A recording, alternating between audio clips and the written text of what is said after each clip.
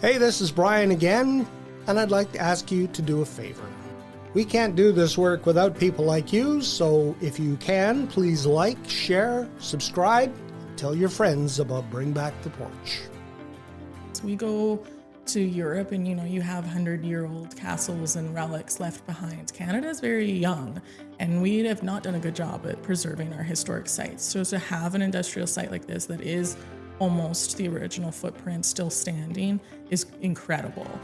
So even what we're at today, there's portions of the building that we lost in fire or in flood damage or anything like that. So the actual factory was much, much bigger than what it is today. So even that, telling people that story is kind of shocks them as well. This episode of Bring Back the Porch brought to you by Bernie Leahy, River Street Realty. Let's get you home. Well, there I was one day driving down the street and I see a sign on the side of the road that says Field School Archaeology at Medalta. And I went, what are they digging up at Medalta? So I made a phone call and that led us here. It was Sarah Schatz, who is the event coordinator at Medalta. We are in one of the historic kilns, which I love. It's absolutely amazing to be in here. And we're going to talk about the Field School because what are you digging up? So one of the very special things about Medalta this year, it's our 40th anniversary of the Friends of Medalta Society. And over 40 years ago, two gentlemen dreamt up what this place would look like if it was not just a derelict factory. And one of the founders, Jack, always wanted to know where the old stable was. And we did have horses that worked here before power was added in and helped haul the clay around. So the archaeological field school this year, we are searching for the old horse barn. And it's kind of a full fruition celebrating his dream on the 40th year. Now, I think the archaeologist that is involved was here at first in 2010 and helped to discover the foundations for some of the original kilns. That's right. Yeah, Dr. Jacobson is a Medalta nut as well. She loves this place and has just a wealth of information and passion for discovering new little niches about this place that we didn't know yet. So it's great to have her back and leading this school. It's amazing that we're here because I recall those days 40 years ago when Jack Forbes and Dan Taylor and David Jameson were involved in trying to convince people that this was possible. And at the time, this was basically a dusty old place that hadn't seen any activity in years. It was, yeah. And the dream is alive, and there's lots of things happening for the 40th years of the Friends of Medalta. You have a market, I understand. We do. We're trying something new. One of the top requested things people ask us for is those Thursday night markets. Yes. When those started, Medalta was one of the first places in town that was doing those markets. So we always had great big turnout, and it became a fan favorite event down here. It's just a lot of changeover. So this year we're doing it bigger and better. We're doing it over the course of 2 days and kind of throwing a night market feel into it. So it's going to have artisans and kids activities and food trucks and live music and beer samplings and everything. So it's going to be a really great time. That's July 11th and 12th. And we're calling it District Days to really celebrate and party what this district means to all of us. Now, when you used to have it on Thursday nights, a little bit inside and a little bit outside. Are you going to follow that? That's right. Yeah, we have this beautiful outdoor courtyard space that we will be taking full advantage of. So you can come and get some air conditioning, but also go out in the sunshine, whatever your preference is. What are the hours? So it's the Saturday night, we're going to run a little bit late. We're going to go from 4 till 10. Like I said, maybe bring in a different demographic that's looking for that night market, hang out under the patio lights feel. And then Sunday is going to be 10 to 2. We don't normally do our markets on Sundays, so we're really excited to see how this goes and hopefully welcome in a new group of people that maybe don't know about Medalta, come down and meet us and hang out on a couple different. Now, when you used to do the Thursday nights, you had lots of food trucks here. Did, yeah. Yeah, we're going to try again this year. There'll be a couple different vendors and a couple have already locked in. We've got 2 or 3 more spaces left to fill, so it's going to be a fun time that you can just come and meet some of the local businesses as well and get to know them and, again, just hang out and meet some people. We have a brand new Medalta beer that we've launched with Mesnat Brewing Company, so that will be available for samplings and for sale at the bar, and then a couple other relationships around town that we're excited to showcase. And obviously Plainsman Clays is just down the road as well. They're going to be there doing some informational and demonstrations as well. So, yeah. Okay. Art and exploration, this is for teens, to get the younger people involved in the clay, I guess, working with clay. Yeah, exactly. It's one of those things that teenagers don't really get the history stuff. They don't get the dorky side of it. So the education team has really catered this to make it a little more fun, a little more jazzy, and they can come and learn in a new way and get their hands dirty and make something that's funky to them. So we're really excited for that program. What kid doesn't like making mud pies? It's true. It's true. I mean, kids and clay, they should be an automatic thing to go together. Yeah. Also, you have a thing for adults, so people like me can get dirty. Yeah, so we have a couple different options now with adult classes here on the museum side. Our education team's doing so that you get that historical experience. You get a museum tour, and then you get to do your hand building. And then we have adult beginner classes as well that run through the year. So it really is a sampling of whether you want to become a potter or not. So you can have a 2-hour class all the way up to a year-long residency. So there's really something for everyone, and to see just what piques your interest. Private events are also available for booking here. That's right. Yeah. So we have our main event hall that can hold up to 250 people and more for like concerts and stuff. So weddings, conferences, fundraising galas, the list goes on. So we've really seen a whole new life brought into the space in that realm as well. And people, again, here as a wedding guest who had no idea what Medalta is or what it means to the community, they come in just thinking they're coming to their friend's wedding, and their minds kind of get blown. I imagine you get people come here, I'm going to go into an old place for it. Like, well, this is going to be boring. And then they walk out and they're I guess, changed. Yep. They understand the importance of this site. It's true. Yeah, there's lots of stories like that, especially from all across Alberta. We recently just had a provincial conference in here, and same thing, people from north of Edmonton who had no idea that there was such a cool center, now saying, okay, I'm going to bring my kids and my partners down, and let's make another experience for another date. So, and summer camps for kids as well. Yeah. So those fill up very quickly, very fast, but they're week-long programs that you get to come, and same thing, the kids get to see the museum, learn something new, get their hands dirty. They go outside and learn something about the neighborhood as well, and go out into the creek areas and whatnot. So those are amazing things for the kids, again, just to get them excited about something that's dorky or unusual. So I think there's a couple spots left in those if people have any interest, and those always run every summer. And birthday parties. You can have a birthday party here. Those are new this year. Yeah, we again, one of those top requested things of can you bring your kids in for a birthday experience? So I think it's a 2.5-hour slot. You get to come in again.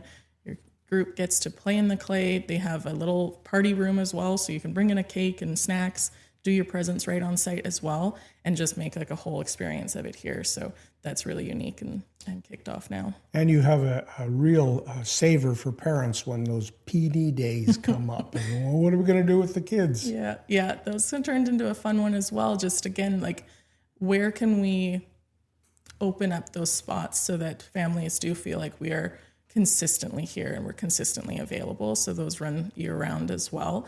And the dates for that are always launched a little bit in advance so parents can kind of plan and look at what their weeks are going to look like. So now, if I just have a day and I got a couple hours and I want to take a tour, can I come in? Yeah, absolutely. So right now we're in the off season, and our hours do change just based on summer students' availability. So come July 1st, we're open 7 days a week through the summer so that you can come in no matter what your summer plans are and get a guided tour or a self-guided tour. Some people like to go at their own pace and feel a little bit more flexible. And then other guided tours are an hour and a half long. You get the full story. You get some extra little tidbits of information through that. So those are all available as well. And it's just a really great opportunity you're going to see the stuff, but then you're going to hear the stories with a tour guide. You said self-directed. Is that with some sort of a hearing device? No, you get a map and a brochure, and that wanders through. So there's interpretive panels throughout the museum and videos as well. And then at the end, if you have any questions, you want to go a little deeper, the front desk staff will always give you some more intel, shall we say. And then so it kind of makes people feel a little bit more relaxed, and they can go at their own pace and investigate it for themselves. So it's just nice to have those two options. Now, what are they going to see when they go through the tour? So Medalta is one of those unique places that, like, the States has the better word for it. We call it a living history museum down there. That's exactly what Medalta is. So you're going to come through and see original machinery where we process raw clay, private collections, museum collections, our historic kilns. You get to wander through all of that. And then we're still an operational site. So we're still making Medalta pottery today with the original designs and as close to original colors as possible. So we don't like to call it a reproduction because it's still just the same old stuff. And so that really puts us in a unique position as you're seeing the old and the current. So very unique, yeah. Can I buy things? You can, yeah. So we have a gift shop that's stocked with a whole bunch of different options. All of the Medalta pieces, like I said, are original wares that we're making today. Highcroft, we have some Highcroft items that are actually antique left over from the warehouse. So those are available. And then we have a variety of local business items or local artisan pieces that they've created either while here and becoming an artist in residence or at their own pottery studios at home. So there's a variety of items to shop in their gift shop, and those are open during the museum hours. There's lots of glass cases out here with lots of things on display. I was like a kid in a candy store out there looking at things. What's the origin of that? So this room that we're next to is called the Collectors Gallery, and in here specifically features Tony Schlachter's collection. Tony was a local farmer just outside of Medicine Hat, and he had a passion for discovering pieces. So in this room alone, there's over 2,500 pieces in Tony's collection, and it represents not just Medalta, but the other ceramic factories in this neighborhood. So it really gives you a glimpse of this is what Medalta was making, but this is what Highcroft was making, this is what Sunburst made, and so on and so forth. So there's, I think, 7 or 8 different potteries on display in that room, and you can see literally 100 years of design on display. So one of the other areas that is part of the Historic Clay District is the IXL brick plant. Do you have any programming there? We don't. So the problem with IXL is that it is closer to the floodplain. So they have really been beat up over the years with all of our floods, and the city has done a great job with our landscape berms now, but it is, quite frankly, unsafe for anybody to go in right now. So we're trying to infuse a little bit of Highcroft, a little bit of IXL back onto this site so that we can still tell those stories in a safe manner and make sure that people are knowing that history. But it's amazing. This entire neighborhood is, like I said, over 100 years of history in ceramics and other industry as well. So one time this was the industrial center of Western Canada. Yep. At the height in, I think it was the late 1920s, there was 75% of pottery made nationwide came from this neighborhood, came from Medalta. So that alone just speaks to the volume and how important this site is. And we hear those stories from tourists all the time that, I'm from Ontario and I think my grandma had one of these. So it's amazing to see those little connections all around the world, quite frankly. And Medalta is highly collectible. They are, yes, yeah. You get phone calls from people, I've got a piece here, what's that worth? we do. So that's the trip as myself as a collector and a historian. Ethically, I cannot give you the price of what that's worth, but it's amazing because, they'll say, okay, I think this is the stamp, it's partially rubbed off, or is this the color, or do you know what year this came from? We're always happy to try and answer those questions as best we can, and we have some great resources in the gift shop and in the museum that you can kind of take a picture of that stamp and match it to your piece at home. So, were you left with patterns and books that help you date things? Yeah, and in the late 90s and early 2000s, a couple of collectors and historians actually went through and kind of made a catalog of all those stamps and patterns so that you can pull that up and say, I know exactly what the pattern is that I just picked up off Kijiji or at a thrift shop. For us especially, there were so many pieces left behind that some of them were still good. So that's what makes up our collection, our archives. And then we have, of course, accessioned pieces back in by donations from the public and just kind of build out that story of this is what art looked like in the 1920s. We were fortunate in that basically this place was in limbo, in stasis for so many years. So you can sort of give people the idea of what it was like 100 years ago. Yeah, exactly. That is exactly the neat portion of this place. We go to Europe and, you have 100-year-old castles and relics left behind. Canada is very young, and we have not done a good job at preserving our historic sites. So to have an industrial site like this that is almost the original footprint still standing is incredible.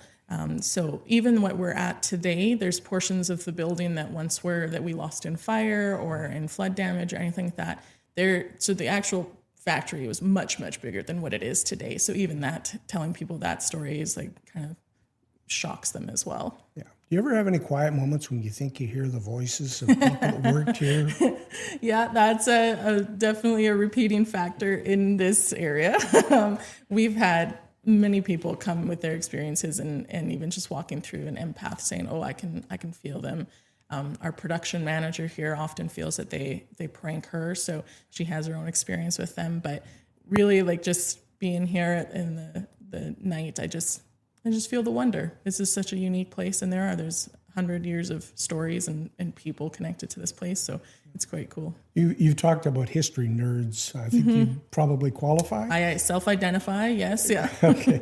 Is that what led you to want to be here, to work in here? Yeah, I have quite a unique Medalta experience myself. I was a summer student here, and it altered the direction of my university degree, and I love this place. I was a born and raised Medicine Hat girl who ran away to the big city for 5-6 years and came home and fell in love with the place again. And I think it's just puts Medalta in a very unique position to try and keep our community stories alive and bring that history back to the limelight, shall we say. So yeah, it holds a very special place in my heart and a lot of my colleagues as well. Exhibitions. I think I've seen some ads for a few that are coming up as well. Yeah. So we offer year-round exhibitions, and especially when artists and residents are finishing off their year-long terms, they get to do a show. So this year, our next exhibition isn't until the fall, and that's a collaboration between a local school and our local pottery club. And then next spring, we'll kick off another round of exhibitions. So you can always keep an eye on our website and our social media to see those announcements and little teasers as those get installed. Mm-hmm. The Artists in Residence is another program that runs, I think, throughout the year, but a little special one for the month of May. That's right. Yeah. So we had a very unique experience where 7 different universities across Canada selected 7 students and sent them here to come and learn and be interns and experiment and create. And it's just been a very cool atmosphere over there where 7 people who came in with 0 connections have kind of become friends and have been just bringing a new life into that place and experimenting. So that is a really fun one. They won't exhibit after that, but it's still been just so fun to have, again, some young college blood in there and experimenting and seeing what they come up with using Medalta techniques or our kilns and whatnot. So artists in residencies, they can go from 1 month up to a year. So you kind of have that flexibility of how long you want to come, how long you want to stay. And then a very unique portion of it, even our workshops this year are led by, I think, 3 or 4 alumni. So they come to be artists and they keep coming back, or they come to be teachers eventually. So that is a very special niche again with our little world over here. So Medalta is infectious. Yes, I like to think that. Have you, what's the weirdest request you've had from someone said, or maybe the farthest you've heard from someone who has a Medalta piece? I had an interesting one actually from Edmonton area recently, and because they don't have a dedicated ceramics history museum up there, he has a piece of Highcroft that was a 4-piece set gifted to his dad. And it was because of farmers down in Medicine Hat baling hay, other way around. Medicine Hat had a drought, and Edmonton farmers were baling hay and sending it down to Medicine Hat. And as a thank you, Harry Viner at Highcroft had customized dishes for those farmers and sent it up to say thank you for participating. So he was saying, hey, we don't have a pottery factory up here. Who do I send this to if I want to donate it? Do we accession it into the museum collection, or do I try and sell it? So at the end of that conversation, I think we walked away with it. It's pretty special and you better keep it, but we'll see. So those are very unique because we're the one-point contact for most of those odd questions. But okay. How do people get a hold of you? We have our website, our social media, and then our phone number, 403-529-1070. And you can call, and then our guest services will get you to the right person, whether it's events or classes or field trips or anything like that. Is there anything else you wanted to mention while we're here? Just thank you for having me on. This is awesome. It's a pleasure to brag about Medalta and invite people down to see what we do down here and learn about us. So it's a really great pleasure. Yeah. Well, thank you for the visit. Thank you. Yeah.